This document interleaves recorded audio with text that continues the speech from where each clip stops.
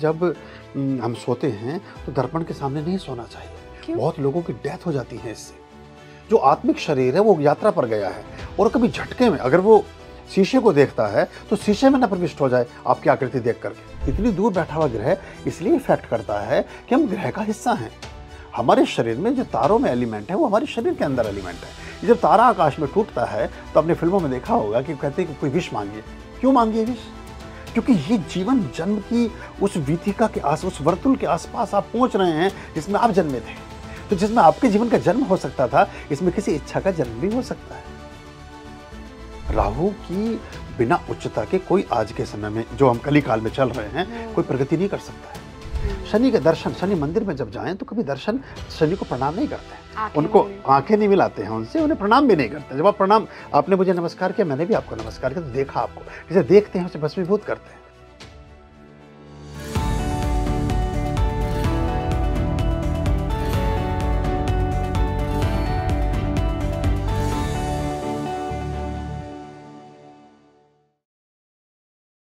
नमस्कार भारत, आप देख रहे हैं स्पीकिंग ट्री। मैं हूं आपके साथ हिला गोस्वामी। आपने इस चैनल पे स्पीकिंग ट्री पे कई सारे एस्ट्रोलॉजी के पॉडकास्ट देखे होंगे, लेकिन ये पॉडकास्ट खास है। खास इसलिए है क्योंकि आज हमने ज्योतिष विद्या के बारे में बहुत गहनता से बात करी है। कैसे वो सूर्य जो था वो कई सालों में वहाँ से एक पिंड निकला, वो आग का गोला, और बाद में वो धरती बन गया।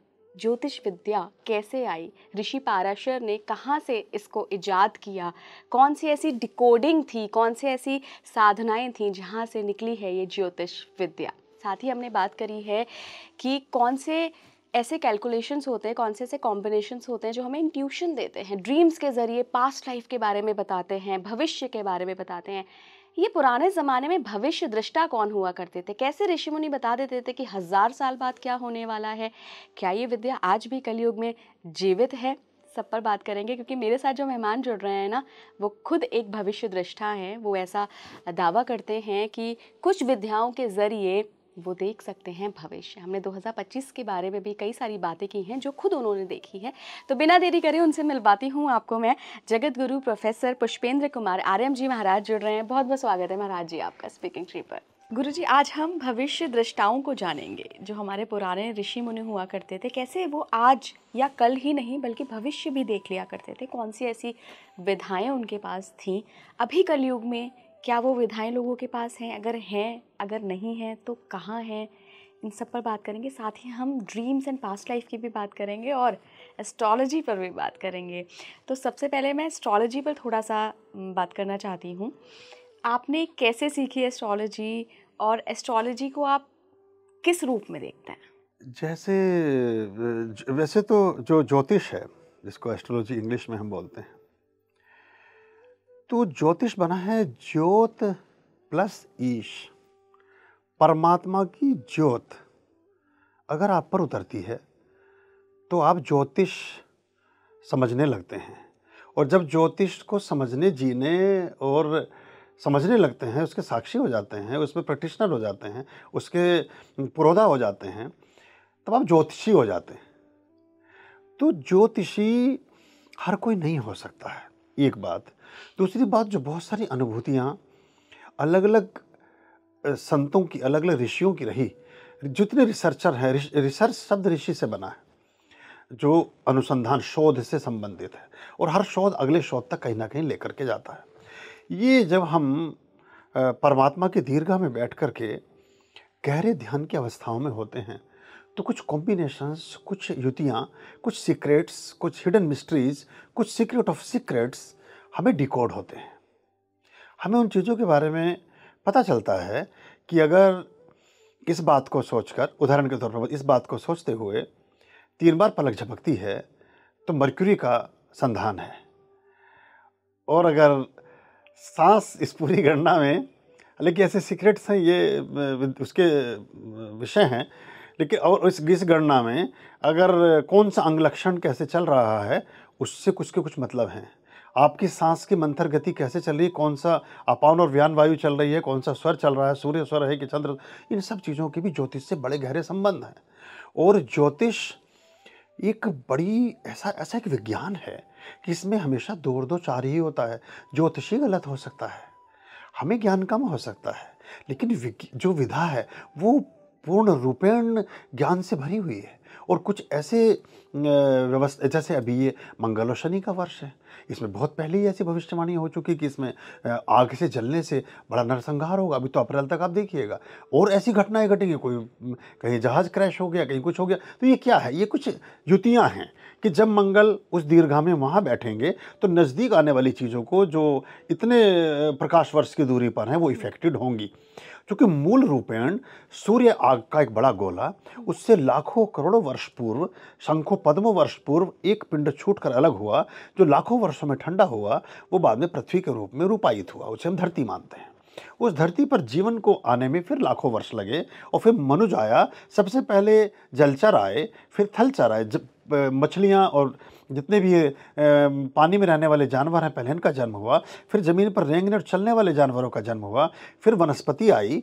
फिर सारी चीज़ों का इस तरह से विकास हुआ। और फिर एडम और ईव कहें उन्हें, कि हव्वा खातून कहें, कि शिव पार्वती, वो एक जोड़े से फिर पूरी सृष्टि का निर्माण प्रारंभ हुआ। और वो एक जोड़ा भी एक कोशीय जीव था।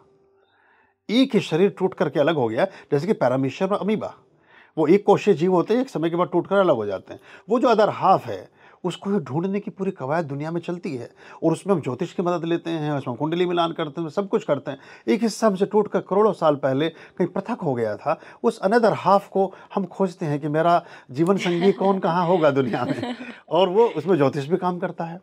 तो ज्योतिष में वो जो रिसर्च के हमारे अनुसंधान करता थे, जो ऋषि थे, उन्होंने गहरी दीर्घाओं में बैठे कुछ पदार्थों का इस्तेमाल किया। साधक के लिए साधन भी अनिवार्य है जी, बिल्कुल, साधन भी बड़ा जरूरी है। तो वो कुछ मंत्र ऐसे हैं कि उनको आप 24 कैरेट स्वर्ण की एक पीठिका पर इतनी बार लिखेंगे तो कोई चीज़ प्रकट होती है। वो चीज़ जब प्रकट होती है तो आपको संधान किसी चीज़ की सूखती देती है। आपके कान में या मस्तिष्क में कोई विचार आता है, उस विचार को आप लिपिबद्ध कर लेते हैं, वो एक सूत्र बन गया, वो एक सूत्र बना। अब उस सूत्र को आप बोलिए और वो सूत्र एकदम 100% ठीक है। उस सूत्र के आधार पर ऋषियों ने ज्योतिष की विज्ञान की रचना की। और जो भूगोल जिसमें हम कहें ब्रह्मांड, या हम कहें अंतरिक्ष विज्ञान, और जो हमारा पूरा ब्रह्मांड में ग्रहों की अवस्थितियां हैं, उन अवस्थितियों का आकलन किया। अब उस समय पाराशर ने बताया कि जुपिटर का रंग पीला है और इतनी दूरी पर है और ये उसकी गति है। शनि का रंग काला है, इतनी दूरी पर है और ये उसकी गति है। सबसे मध्यम शनि चलते हैं, सबसे तीव्र कौन चलता है, सूर्य के निकट बुध रहेंगे हमेशा। ये सब पहले से निर्धारित है और अब से नहीं। मिनिमम जो आयु है इसकी 5000 से 2000 वर्ष है। गैलीलियो ने अब बताया कि पृथ्वी गोल है, हमारे यहाँ तो पहले से इसका पूरा एक विज्ञान है। ऋग्वेद का पहला सूत्र आता, अग्नि मीणे पुरोहितम यज्ञस्य देव मृत्युयजम होतारम रत्न धातमम। सारे रत्नों का, सारे कंसेप्ट का सारा एक विधान। और ऋग्वेद की गणना 80,000 वर्ष से लेके 10,000 वर्ष तक उसकी गणना आती है। मैक्स मुलर ने भी 10,000 वर्ष तो माना ही है। फ्रैंकफर्ट में जो हमारे मंडल रखे हैं ऋग्वेद के, उनमें भी ये मानते ही हैं, वो यहाँ से ले गए रिसर्च करने के लिए। तो हमारे 18 मंडल तो वहीं रखे हुए हैं जर्मनी में, जो हमारी बहुत बड़ी संपदा है, उसमें से इन्वेंशन कर रहे हैं और सारी चीज़ें कर रहे हैं। अब जो हिग्स और बोगोस ने जो एक थ्योरी दी 2012 में पार्टिकल्स ऑफ गॉड की, तो वो हमारे यहाँ तो ईसा वास्तवमिदं सर्वम यत्किंचम जगत्याम जगत, परमात्मा जग के कण कण में विद्यमान, इस पर नोबेल मिला। लेकिन हमने हमारे भारत में, क्योंकि पिछले 2000 वर्षों में हम 1700 वर्षों तक अपने अस्तित्व से, 1500 वर्षों तक अपने अस्तित्व से जूझते रहे। कभी मुगल आए, कभी हूण आए, कभी कोई आए, कभी तुंग, कभी कौन। तो अब ऐसे में अपने आप को बचाएं कि अपनी विद्याओं को, इन चीज़ों को बचाएं। तो ज्योतिष इससे थोड़ा दिग्भ्रमित हुआ। लेकिन जो ज्योतिष आज भी, ज्योतिष में कुछ कंसेप्ट्स हैं, कुछ क्लियरिटीज़ हैं और कुछ ग्रहों की गणनाएं हैं। समय, जन्म का समय, जन्म का स्थान और जन्म का दिनांक, इन 3 चीज़ों के आधार पर हॉरोस्कोप का निर्माण करते हैं, जन्म पत्रिका बनाई जाती है। इसीलिए एक माता पिता की संतान जो एक ही घर में रहते हैं, एक ही जैसा भोजन करते हैं, एक ही माता पिता से आए हैं, सब आचार में, विचार में, व्यवहार में, वाणी में, भाग्य में, दुर्भाग्य में, सौभाग्य में, शिक्षा में, कद में, काठी में, उम्र में, आयु में, बल में, तेज में, ओज में, सब में पृथक मिलेंगे। क्यों? एक ही माता पिता की संतान है, एक जैसी क्यों नहीं है? जब तक कि वो जुड़वा ना हो। वो जो प्रखनली शिशु, जो गांधारी ने 100 बच्चे निश्चित किए थे गढ़ों में, वो भी विदुर के एक संकल्पना के आधार पर था। वो एक पहले टेस्ट ट्यूब बेबी थे जो 5000 साल पहले भारत में उसका वो हुआ। तो ये ज्योतिष में इसीलिए हर व्यक्ति अलग हो जाता, क्योंकि वो कभी भी उसका समय मिलेगा तो स्थान नहीं मिलेगा, स्थान मिलेगा तो दिनांक नहीं मिलेगा, दिनांक मिलेगा तो समय, मतलब तीनों चीज़ें कभी एक जैसी नहीं होती किसी की भी।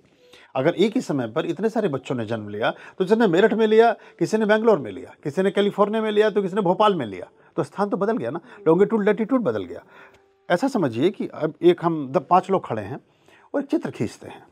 उस चित्र को ये फोटोग्राफ में लेते हैं, उस फोटो कैमरे से उसको चित्र लेते हैं, फोटोग्राफ खींचते हैं। एक उसमें जीभ निकाल रहा है, एक हाथ हिला रहा है, एक कोई ऐसे ऐसे कर रहा है, कोई हंस रहा है, कोई बिल्कुल चुपचाप खड़ा है। जैसा उस क्षण में वो चित्र अंकित हुआ, जो व्यू फाइंडर से देख करके इन्होंने क्लिक किया, वो सेकंड के 100वें हिस्से में जो उस पटल पर अंकित हुआ, वो चित्र उस चित्र के रूप में आ गया। तो वो चित्र से ही चित्र बना है। तो वो जो चित्र हम देखते हैं, उस चीज़ की गणना कर सकते हैं कि उस समय ये मुकेश हंस रहा था, रमेश जो था वो रो रहा था, ये दीप्ति जो थी ये मुस्कुरा रही थी, और वो पीछे देखो चुपचाप खड़ा हुआ शोर मचा रहा था। तो वो जो ग्रह, वो जो फोटो, जब माता के गर्भ से बच्चा धरती पर आया, तो सभी ग्रहों ने उसका एक फोटो लिया। मतलब एक सीधी भाषा में मैं बता रहा हूँ, उन ग्रहों की स्थिति जहाँ भी थी, कौन पास था, कौन दूर था, कहाँ बुधादित्य योग था, कौन सा गजकेसरी योग था, कौन सा सिंहासन योग था, कहाँ वेशी योग है, कहाँ कौन कौन, हमारे पास 64 प्रकार के योग हैं ज्योतिष में। तो वो योग के आधार पर जीवन निर्धारित होगा। अब इसलिए राजा के घर में उत्पन्न होने के बाद भी संतान रंक हो सकती है, और रंक के घर जन्म लेने के बाद भी वो सम्राट हो सकती है। गुरुजी, यहाँ पे एक सवाल जो हमारा यूथ है उनके दिमाग में बार बार आती है, और मुझसे भी बहुत लोग पूछते हैं कि सोलर सिस्टम में बैठा एक ग्रह मेरे ऊपर अलग प्रभाव डाल रहा है, आपके ऊपर अलग प्रभाव डाल रहा है, इनके ऊपर अलग प्रभाव डाल रहा है। ये क्या बात हुई? अगर वो ग्रह है, वो एक ही जगह पे है, वहीं है सालों से, तो वो कैसे सब पे अलग अलग प्रभाव डाल रहा है, और उससे मैं डरूं क्यों? कारण क्या होता है, हमें चीज़ों के बारे में तो जानकारी नहीं होती, ज्ञान नहीं होता, और दूसरा हम उसमें ज्ञान लेना भी नहीं चाहते हैं, और उसमें से एस्केपिंग वाले भाव को ज़्यादा रखते हैं, पलायन वाला भाव अधिक होता है, और उसमें अपना जो हमारा जो एक परसेप्शन है, या हमारा जो मैनिपुलेशन है, हमारी जो दिमाग की अपनी एक कीमिया है, उसको ऊपर रखना चाहते हैं। एक तो अहमन्यता से होता है, हम भी कुछ, आई एम समथिंग, इस वजह से हम करते हैं, और दूसरा हमें अज्ञानता की वजह से करते हैं। जब एक जैसा ग्रह एक जैसा प्रभाव क्यों लोगों के ऊपर नहीं रखता, आपका प्रश्न ये है जी। वो इसलिए नहीं रखता कि उनके लॉन्गिट्यूड लैटिट्यूड फर्क आ गए हैं, उनमें डिग्रीज का फर्क है। हम जिस रोशनी में बैठे हैं, हमारे बराबर वाले केबिन में बैठे हुए आदमी पर इतनी रोशनी क्यों नहीं है? 10 कदम की दूरी पे तो बैठा है वो, इनके ऊपर इतनी रोशनी क्यों नहीं? उनके ऊपर तो बिल्कुल भी रोशनी नहीं, और मेरे ऊपर इतनी रोशनी है। तो अगर कोई पूछेगा तो ये कहेंगे कक्ष में सबके ऊपर बराबर रोशनी थी, लेकिन बराबर तो ना थी। आपके ऊपर कम थी, किसी के ऊपर ज़्यादा थी। मैं डिफरेंट कलर में बैठा था, मेरा कंट्रास्ट कुछ और था, किसी का कंट्रास्ट कुछ और था। तो वो जो लॉन्गिट्यूड लैटिट्यूड आया, रेखांश और अक्षांश, उसने बदल दिया उस तस्वीर को। तो वो आप उड़द की दाल खाते हैं, आपको अपच है। उदाहरण के तौर पर कोई अरहर की दाल खाता है, उसको वो पच है। किसी को कोई केला खाने से डकार आती है, किसी को केले से खाना हजम होता है। जब इतनी एक भोज्य पदार्थ भी सबके लिए समान नहीं हो सकता, जिस पर इतनी मेडिकल साइंस खड़ी हो गई हैं। एलोपैथी में वो कहते हैं कि हम सभी लोगों का इलाज करते हैं, वो भी सबके लिए दवाई नहीं करते, पूछते हैं कोई एलर्जी तो नहीं है, पहले बताइए फलानी दवाई से आपको कोई एलर्जी तो नहीं है। तो वो जो कंसेप्ट है वो ऐसे चलता है, क्योंकि कोई भी व्यक्ति एक जैसा है नहीं। किसी भी आदमी के फिंगरप्रिंट ही एक नहीं है, आदमी ही एक नहीं। इसी से तो आधार अब बना। पहले से तो हमारे नाड़ी शास्त्र है पूरा, और बहुत सारे ज्योतिष की विद्याएं, मुखाकृति विज्ञान है। आपको चेहरा देख करके सारा बताया जा सकता है। किसी के दांत दूसरे के दांत जैसे नहीं, किसी की आंखें दूसरे की आंख जैसी नहीं, किसी के बाल भी किसी के जैसे नहीं। अभी सौंदर्य प्रोडक्ट बनाने वाले करते हैं कि शैम्पू इसके लिए उसके, हर एक का शैम्पू अलग है, हर एक की बॉडी केमिस्ट्री अलग है।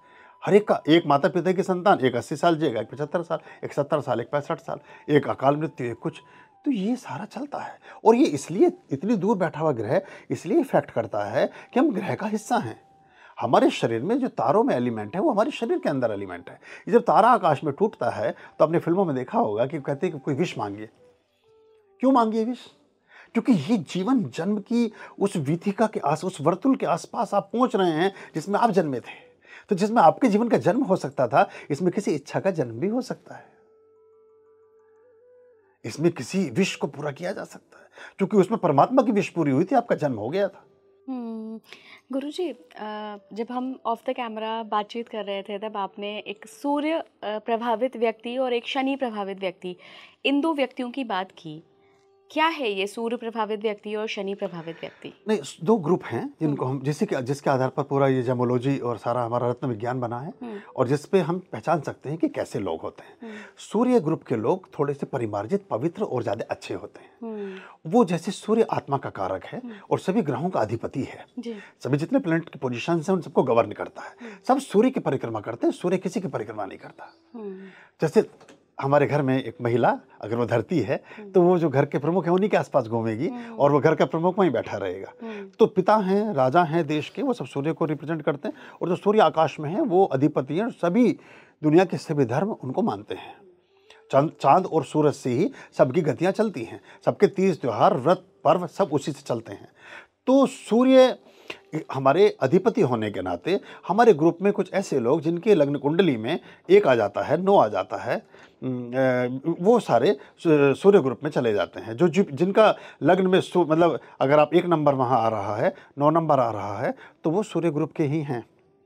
और अगर वहाँ 3 नंबर आ रहा है, 6 नंबर आ रहा है, 10 नंबर आ रहा है तो वो शनि ग्रुप के हैं। शनि ग्रुप वाले हमेशा नीलम, हीरा, पन्ना या उससे संबंधित उपरत्नों को धारण करते हैं। सूर्य ग्रुप वाले पुखराज, मोती, मूंगा, माणिक्य को धारण करते हैं, क्योंकि इनकी फैमिली है। ये सूर्य की फैमिली चंद्रमा है और चंद्रमा के साथ फिर मंगल, मतलब ये पूरा का पूरा एक जैसे तत्व हैं ये। तो गुरुजी ये लग्न नंबर की बात कर रहे हैं? लग्न नंबर की बात कर रहा हूँ। और अगर किसी का कर्क लग्न हो या 2 नंबर लग्न हो या 12 नंबर मीन लग्न हो, हाँ वो भी सूर्य है, वो भी सूर्य ही हाँ, है। और शनि वाले अलग हैं। शनि उसके अलावा जो बचते हैं वो सब शनि वाले हैं। ऑटोमेटिकली देखिए कुंडली में जो लग्न है, लग्न के लॉर्ड का रत्न पहना जाता है, फर्स्ट हाउस के स्वामी का रत्न पहना जाता है, पंचम जो भाग्य स्थान है उसके स्वामी का रत्न पहना जाता है, नवम स्थान, पंचम स्थान जो हमारा कारक रत्न है, हाँ, जीवन रत्न, कारक रत्न यानी कारक मतलब जो संतान भी आ गई, और नवम भाग्य रत्न, भाग्य स्थान। तो हमारा जीवन स्थान, कारक स्थान और भाग्य स्थान, इन्हीं के स्वामियों के रत्नों को पहनने का विधान है। जैसे वहां 10 नंबर जाएगा वैसे ही इधर आपका बुध और इधर हीरा यानी शुक्र आ जाएगा। जैसे ही वहां सूर्य जाएंगे अब मंगल और यानी कि मूंगा और मोती और माणिक्य का योग बन जाएगा, पुखराज का योग बन जाएगा, स्वतः ही किसी भी कुंडली में। ये यूनिवर्सल ट्रूथ है, इसके अलावा कुछ हो ही नहीं सकता। तो 2 ग्रुप होते हैं। शनि वाले अधिक परिश्रमी, कहना चाहिए एंटरप्रेन्योरशिप वाले लोग, परिश्रम करने वाले लोग, जुडिशली से संबंधित, सेवा से संबंधित, थोड़े से व्यसनी भी, ये शनि ग्रुप के लोग होते हैं। सूर्य ग्रुप वाले सरकारी सेवा में मैक्सिमम लोग सूर्य ग्रुप वाले मिलेंगे आपको। उसके अलावा क्योंकि बुध जो है सूर्य के बिल्कुल नजदीक आकर के बुधादित्य योग का निर्माण करते हैं और बुधादित्य योग का जो निर्माण है वो सबसे पहले सरकार से संबंधित कामकाज में आपको सफलता प्रदान करता है। तो वो सूर्य की गतियाँ ऐसे चलती हैं। और जितने भी राजा बनते हैं, आज के समय में प्रधानमंत्री कहिए, ये बिना सूर्य की अच्छी स्थिति के नहीं बन सकते। नरेंद्र मोदी जी सूर्य ग्रुप के हैं, और भी जब किसी का भी आप नाम लेते जाएं तो ऐसे करके चीज़ें हमारे उसमें चलती हैं। शुक्र जिसके अच्छे होंगे वही सिनेमा में, और आप बैठी हो, आप शुक्र की वजह से यहाँ बैठी हैं। तो ये सारा जो खेल है, ये राहु और केतु है जिसके माध्यम से दुनिया तक जा रहे हैं, क्योंकि ये छाया है सारी। पर राहु केतु को तो बेचारों को कोई हाउस ही नहीं मिला है, सिर्फ को लॉर्डशिप मिली है। कोई बात नहीं वो, लेकिन अगर हम देखिए सारे देवताओं में ऐसा समझिए कि हमने 100 समोसे मंगाए, मैं दूसरे ढंग से समझाता हूँ, 100 समोसे में 2 समोसे तो सारे स्टाफ को और 98 समोसे यार आपको मेरे बीच।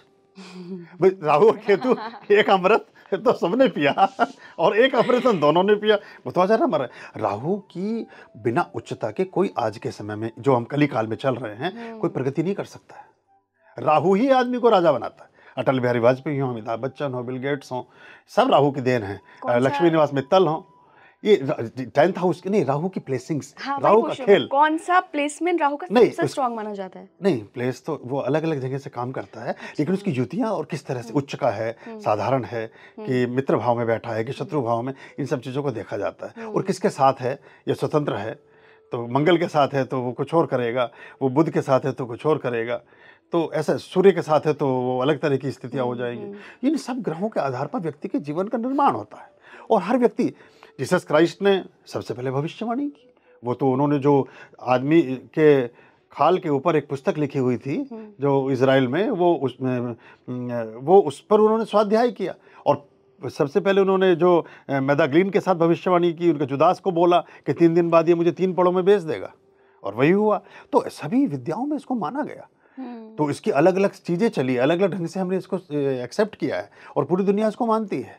वरना देखिए जो जितना भी विज्ञान है, आज भी आप ऑक्सफोर्ड यूनिवर्सिटी में जाएं, वहाँ जो फिजिक्स डिपार्टमेंट उसका नाम मेटाफिजिक्स है, अध्यात्म विज्ञान, वो मान रहे हैं आपको ज्योतिष में पीएचडी करनी है, अमेरिका, लंदन, ब्रिटेन और साउथ अफ्रीका और डेनमार्क और सिंगापुर से आप कर सकते हैं। भारत में आपके पास संधान नहीं है उसका। हमने इसको विद्या को एक्चुअली अतिशयता, दर्द का हद से बढ़ना है दवा हो जाना। हमारे घर घर में तो ज्योतिषी हैं, तो हमारे लिए बड़ी कॉमन चीज़ हो गई, हमने इसलिए इसको महत्व नहीं दिया। उन्होंने इसको महत्व दिया, वो इसको पढ़ रहे हैं, इस पर रिसर्च कर रहे हैं, इसमें वो पीएचडी हैं, इसमें वो बाकी चीज़ें करते हैं, उस हिसाब से सारा चलता है। गुरुजी, भविष्य दृष्टा क्या होते हैं? क्या ज्योतिषियों को ही भविष्य दृष्टा कहा जाता है, या ये जो हमारे सनातन सभ्यता में जो पहले ऋषि मुनि हुआ करते थे उनके पास ये विद्या थी? ज्योतिषी भविष्य दृष्टा हो सकता है, लेकिन भविष्य दृष्टा ज्योतिषी जरूर होगा। ज्योतिषी भविष्य दृष्टा भी हो सकता है, जरूरी नहीं है हो ही, लेकिन भविष्य दृष्टा ज्योतिषी अवश्य होगा।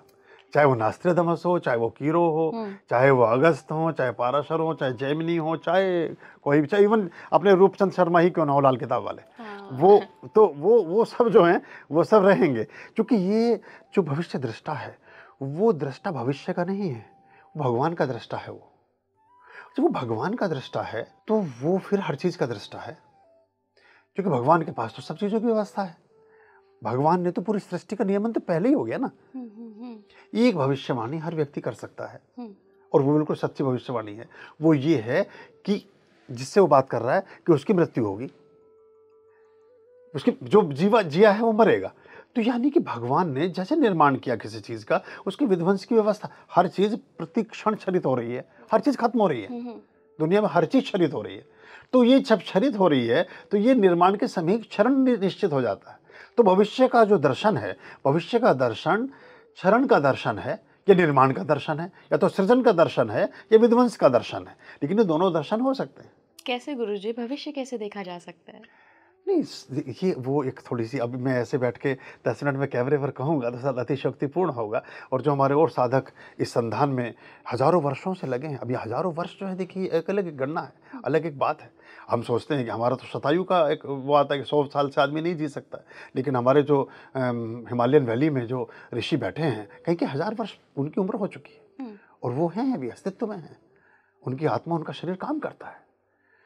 जैसे मैंने शुरू में बताया कि वो कोई ऑक्सीजन से, कोई किसी चीज़ से। तो भविष्य के दर्शन की कुछ विधियां हैं। कैसे? भविष्य के दर्शन की विधियां सुगंध पर आधारित हैं, भविष्य के दर्शन की विधियां प्रकाश पर आधारित हैं, भविष्य के दर्शन की विधियां पंच तत्वों पर आधारित हैं। इसीलिए जो पंचायतन के हमारे 5 देवता हैं, जो भगवान गणेश हैं, भगवान शिव हैं, विष्णु हैं, माता पार्वती या देवी दुर्गा, जो भी आप नाम लेना चाहें, और सूर्य, ये ही उसमें मुख्य हैं। और इनके माध्यम से ही आप इन चीज़ों के बारे में बता सकते हैं। लेकिन ये कितना, अब जैसे ये एक बात थी जो हमारा चंद्रयान वहाँ उतरा, उसके हमने 2 महीने पहले भविष्यवाणी की थी, हमारे चैनल में पढ़े, हमने बताया, उसका स्थान भी बताया था कि कहाँ उतरेगा। कैसे देखा था? वो एक इसका एक इक्विपमेंट है, उसमें इसका पूरा, जैसे फिल्म चलती है, एक फिल्म आप पास्ट में देखते हो, ऐसे भविष्य की फिल्म देखी जा सकती है।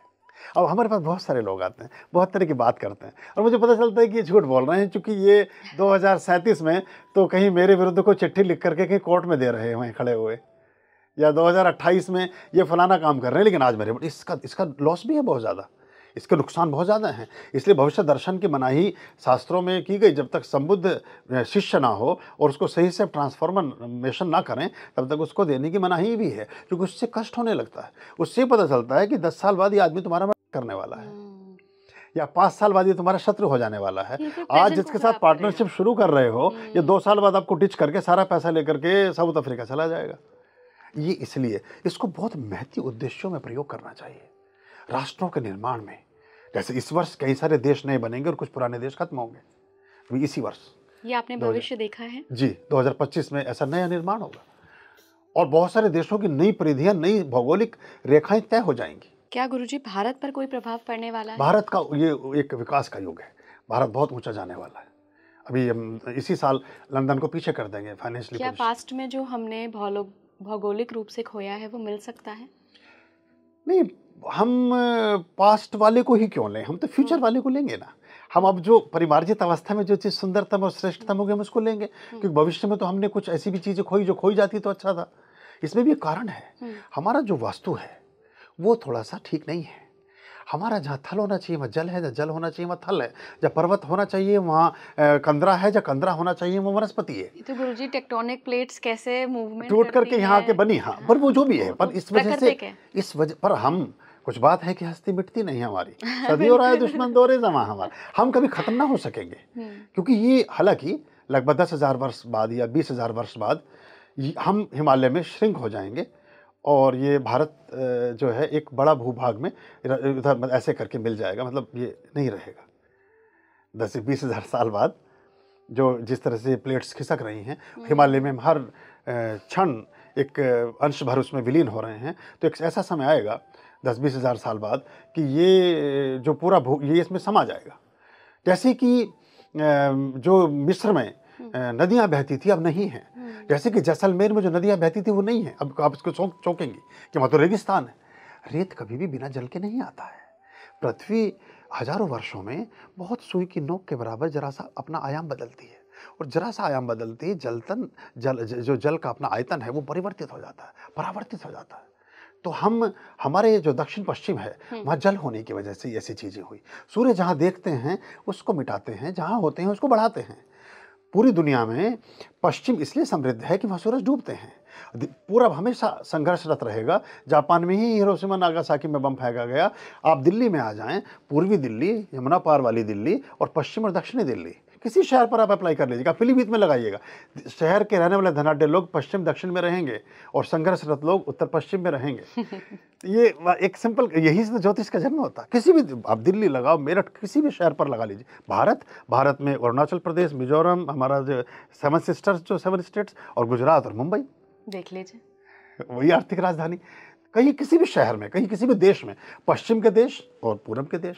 ये कुंडली पे भी अप्लाई होता है क्या गुरुजी की, जहाँ बैठे होंगे वहाँ पे सही रहेंगे और जहाँ पे दृष्टि होगी वहाँ? कुंडली में नहीं, स्थान में, वास्तु के दृष्टिकोण से ज्यादा होता है। लेकिन सूर्य की दृष्टि अपना कुछ काम भी करती है। जिस घर को देख रहे हैं, हालांकि शनि का ज्यादा प्रभाव देखा जाता है। शनि जिसको देखते हैं उसको छरित करते हैं। शनि के दर्शन, शनि मंदिर में जब जाएं तो कभी दर्शन, शनि को प्रणाम नहीं करते हैं, उनको आंखें नहीं मिलाते हैं उनसे, उन्हें प्रणाम भी नहीं करते हैं। जब आप प्रणाम, आपने मुझे नमस्कार किया, मैंने भी आपको नमस्कार किया, तो देखा आपको, जैसे देखते हैं उसे भस्मीभूत करते हैं।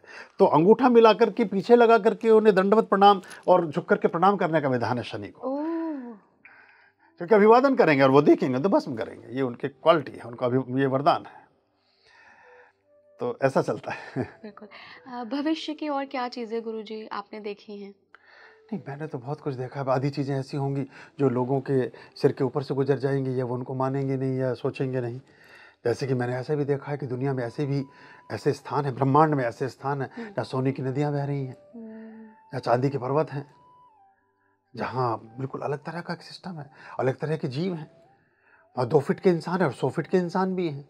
वहाँ मतलब आप सब जो चीज़ें, मतलब ऐसी चीज़ें कभी कभी आती हैं कि उस पर कुछ पल ठहरो तो आप बहुत ज़्यादा घुस जाते हो, तो उस पर बचना पड़ता है, एस्केपिंग भी करनी पड़ती है।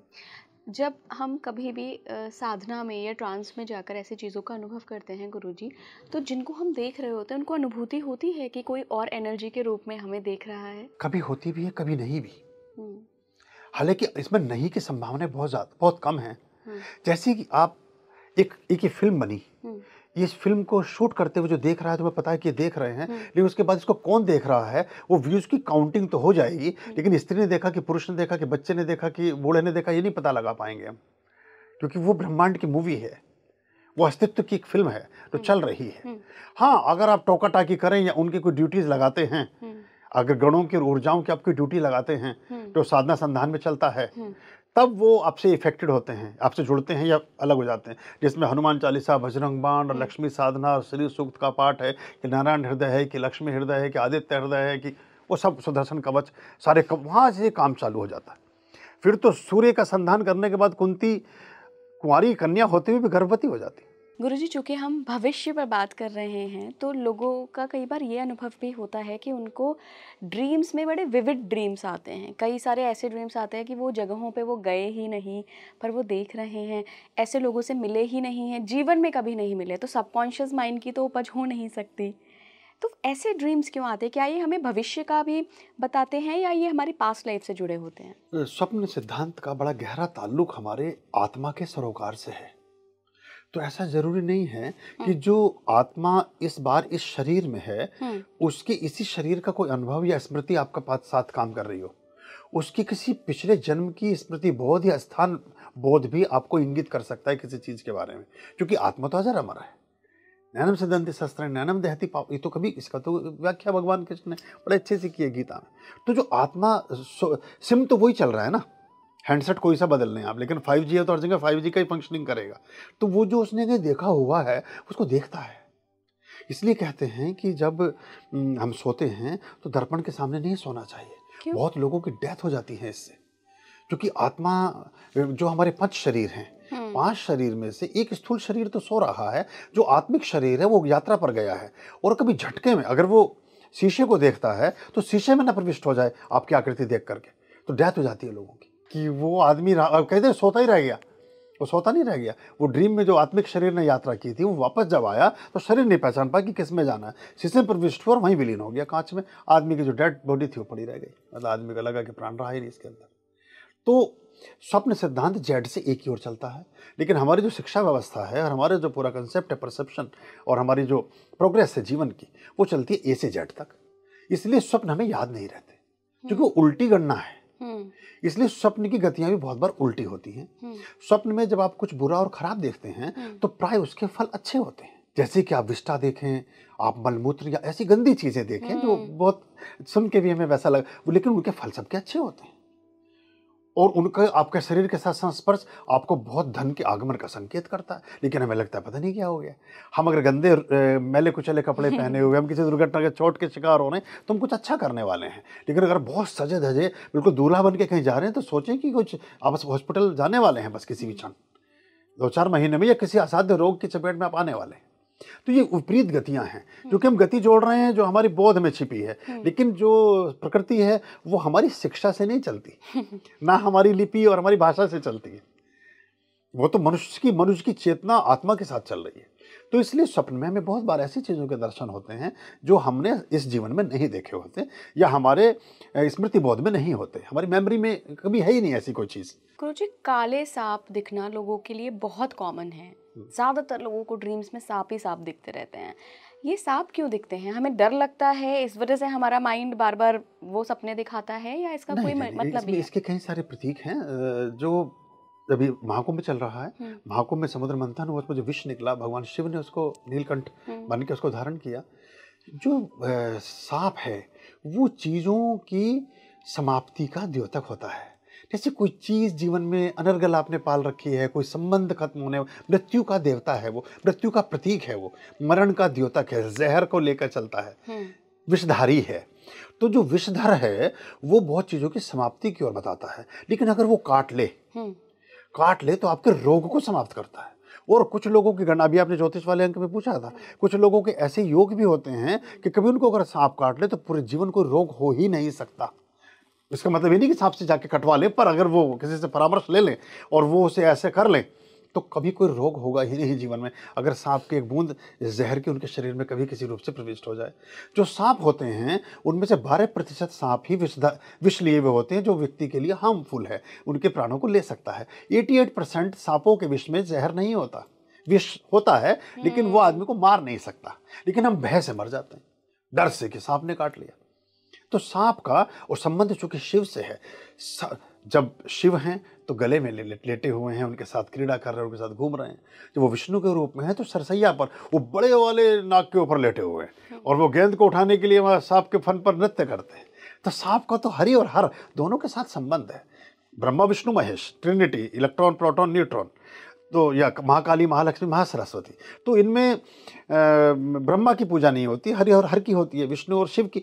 तो विष्णु और शिव दोनों के साथ सांप हैं। तो और हम जब हम योनियों की परिक्रमा करते हैं तो गाय की योनि अंतिम योनि होती है मनुष्य की। ये गलत धारणा है कि जब कुत्ते बन जाओगे ये बन जाओगे, कुछ नहीं बनता, मनुष्य से मनुष्य ही बनता है। उसका कर्म वैसा होता है कि जैसा कोई, अब आप कुत्ता नहीं बनेंगे, आप कहीं वॉचमैन बनेंगे, या मतलब लाइक दैट कि आप वही काम करेंगे कि जो काम वो कर रहा है, या आप पल्ले गधा नहीं बनेंगे, आप पल्लेदार बनेंगे, सारा दिन बोरियां ही ढोएंगे, वजन ही ढोएंगे। तो वो जो सर्प योनि थी, उस योनि में अगर ज़्यादा लंबे समय तक रहे तो वो योनि भी हमें बार बार हमें स्मरण कराती है कि ये सांप का दिखना ये भी बताता है। अगर आप, अब ये पहला जन्म तो नहीं है, ये पहली चर्चा भी नहीं है, आप हमारे ऐसी चर्चा बहुत बार कर चुके हैं, अब इस टेलीविजन पर कर रहे हैं या इस चैनल पर कर रहे हैं, तो ये पुनरुक्ति होती जाती है। तो उसकी तरफ भी सर्प हमारा संकेत करता है, लेकिन सांपों का दिखना प्राय अच्छा ही होता है।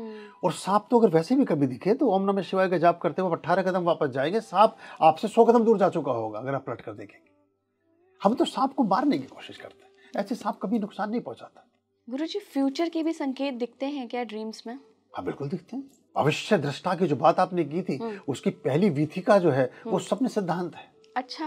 और बहुत सारे ऋषियों ने स्वप्न में देखिए, भगवान बुद्ध का जन्म होता है तो माता जी उनकी लुम्बिनी में लेटी हुई हैं और वो देखती हैं माया देवी की मेरे ऐसा बेटा होने वाला है। वो कमल और हाथियों का एक पूरा का पूरा झुंड देखती हैं और उस तरह से एक कमल का फूल एक हाथी उतार करके ऐसे उनके मस्तक पर रखता है।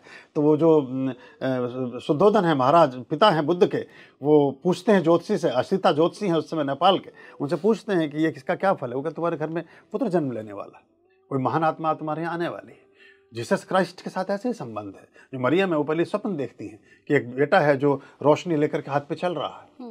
महावीर तो पूरा का पूरा जिन सूत्र है और जिन केवली है। ज्योतिष का बड़ा गहरा विज्ञान जैन धर्म में छिपा हुआ है, तो सभी धर्मों ने इसको माना है और सनातन और वैदिक में तो पूरा विधान है इसका। कौन से सपने गुरुजी इशारा करते हैं कि हम भविष्य देख रहे हैं? नहीं, भविष्य किस तरह का है ये वाला भविष्य, हम क्या बीमार हैं, क्या हम स्वस्थ हैं, क्या हम धनवान हैं, क्या हम अच्छे किसी महल में रह रहे हैं कि घर में रह रहे हैं, सभी स्वप्न में विषय के साथ उस स्वप्न का सिद्धांत प्रतिफलित होता है कि किस विषयगत होकर के हम कोई चीज़ देख पा रहे हैं।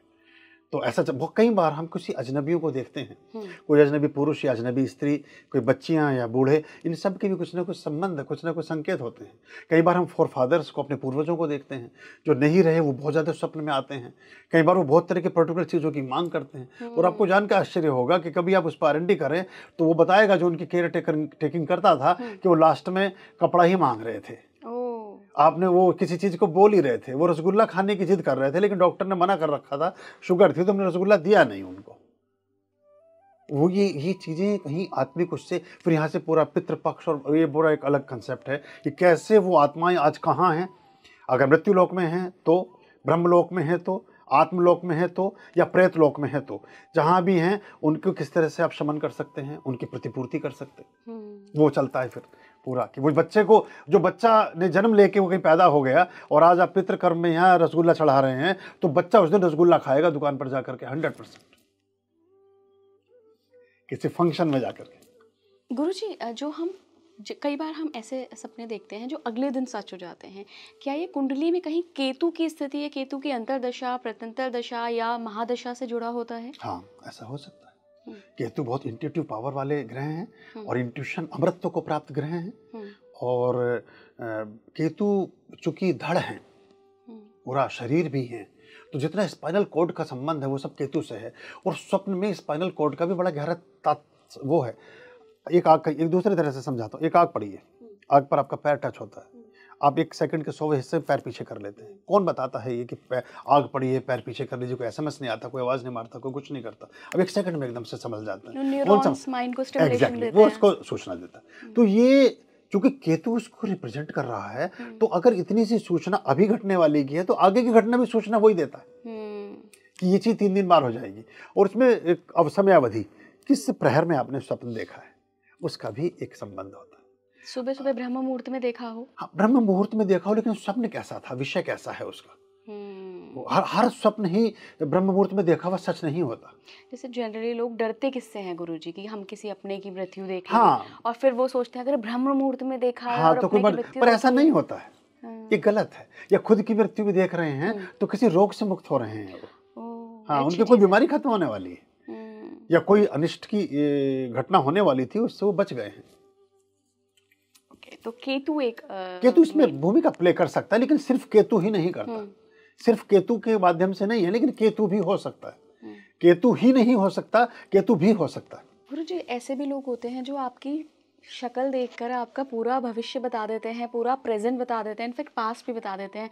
इनके पास कोई सिद्धि होती है या इनके पास कुंडली के बहुत स्ट्रॉन्ग पोजीशंस होती हैं कि ये ग्रह भी बहुत अच्छे सिचुएशन में बैठा है, केतु बहुत अच्छी सिचुएशन में है, ये चीज़ें किन ये तरीके ऐसा से समझिए, इसे दूसरे ढंग से समझाता हूँ। जैसे आपके पास जो फ़ोन है, सपोज कीजिए आपके पास iPhone 15 Pro Max है, मेरे पास भी iPhone 15 Pro Max है, तो आपने ब्लूटूथ अपना ऑन किया हुआ, मैंने भी ब्लूटूथ ऑन कर लिया है, तो आपकी सारी फाइलें मुझे ट्रांसफ़र हो जाएंगी। अगर आप कुछ मुझे फोटो या वीडियो भेजना चाहते हैं, एयर ड्रॉप करूंगी, एयर ड्रॉप सारा चला जाएगा। इस तरह से चला जाएगा। मैं आपको उसमें रिक्वेस्ट भेजूंगा तो आपको पता चल जाएगा, या मुझे ये पता चल जाएगा कि आप किस टेक्नोलॉजी का यूज कर रही हैं। तो जो ये ब्रह्मांड में जो हमारा ओरा है, जो ओरा के रीडर हैं, जो आभा मंडल के पाठक हैं, उसको पढ़ना जानते हैं, मुखाकृति विज्ञान को जानते हैं, वो उसको, और ये सबसे ज्यादा सटीक है, हॉरोस्कोप से भी ज़्यादा सटीक है। क्योंकि हॉरोस्कोप में तो जो वो लिखा जा रहा था कितने बजे पैदा हुआ, इस जगह पर हुआ, उसमें भूल चूक हो सकती है। क्योंकि डॉक्टर को ऑपरेशन करने में तन्मयता है, वो आपकी रिकॉर्ड बनाने के लिए नहीं बैठा है। वो कभी अरे लिख दो 6:30 बजे, अरे लिख दो 6:25, इतना ही टाइम हुआ होगा उस समय, तो उनकी उसमें रुचि नहीं है। लेकिन ये तो हमेशा ऐसे ही रहना है, आपके आँख, नाक, दांत, कान, बाल सब ऐसे ही रह जाने हैं, और आप और किसी से मैच नहीं खाने हैं कभी। आपके फिंगरप्रिंट ऐसे ही रहेंगे जैसे हैं हमेशा ही। तो ये जो कुदरत ने बनाकर भेजा है, इसके आधार पर की गई भविष्यवाणियां ज्यादा सटीक और ज्यादा बेहतर होती है। तो अगर इसका कोई साधक और इसका कोई रीडर है, वो रीडर की अपनी यात्रा है, उसका अपना एक मैग्नेटिक सिस्टम है, उसकी चुंबक कितनी पावरफुल है वो उस पर डिपेंड करता है। तो सारा बताया जा सकता है, और थोड़ा सा समय लगा दिया जाए तो सारी कुछ ही पूरा मंथन किया जा सकता है। बस उसमें ये लगता है कि कई बार डर भी लगता है कि किसी व्यक्ति को सारे सत्य बता दो तो वो गड़बड़ हो जाती है उसमें, वो फिर उसी को सोचता रहता है, क्योंकि उसमें कुछ बातें उसके लिए अप्रिय हो सकती हैं। बिल्कुल बिल्कुल, इसीलिए तो गुरुजी विजडम जरूरी है सामने वाले के पास, जो भी आपका फेस रीडिंग कर रहा है या ज्योतिषी भी है, अगर वो वाइज नहीं होंगे तो फिर सामने वाले का जीवन भी खराब हो सकता है। गुरुजी बहुत बहुत धन्यवाद जुड़ने के लिए। बहुत आभार आपका, बहुत आनंद आया, बहुत आपके लिए आशीष शीला, ऐसी हंसती मुस्कुराती रहो। बहुत शुभ आशीष। ओम नमः शिवाय। आप जुड़े रहिए स्पीकिंग ट्री के साथ। कैसा लगा आपको ये पॉडकास्ट, मुझे कमेंट बॉक्स में ज़रूर बताइएगा। नमस्कार।